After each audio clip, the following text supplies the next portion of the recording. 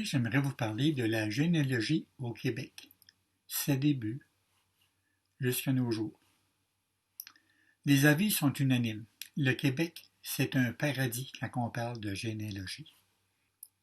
Tout a commencé avec l'œuvre de Monseigneur Cyprien Tanguay, qui a créé le premier répertoire de baptême, mariage et sépulture du Québec.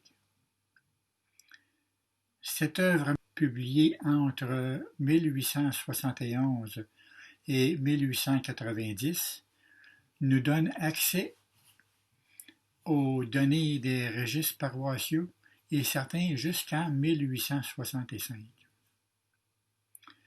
Vers les années 30, Gabriel Drouin termine le travail de son père. Il a microfilmé tous les registres paroissiaux du Québec dès le début de la Nouvelle-France jusqu'en 1940.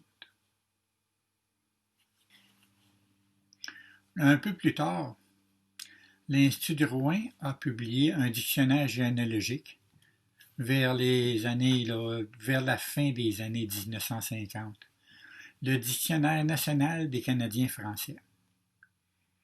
C'est un travail en 3 volumes. Les 2 premiers contiennent des informations généalogiques et le troisième de brèves histoires de nos ancêtres.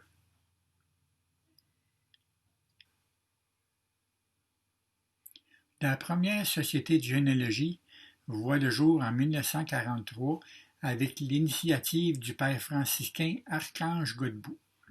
C'est la Société généalogique canadienne-française, toujours située au même endroit.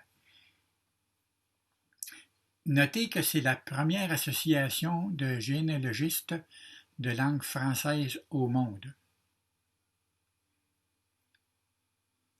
La Société de généalogie de Québec a suivi en 1961 et par la suite de nombreuses sociétés locales se sont multipliées à travers le territoire du Québec.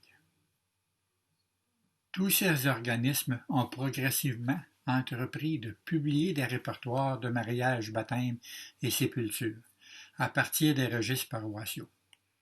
Et aujourd'hui, quand on va faire un tour dans les locaux des sociétés de généalogie, on retrouve beaucoup de répertoires que les sociétés ont publiés. Aujourd'hui, la plus grande partie des registres de paroisse du Québec ont fait l'objet d'une publication et peuvent être consultés par les chercheurs dans les locaux des sociétés de généalogie. Sur ce, je vous remercie de votre présence et je vous dis à la prochaine et bonne recherche.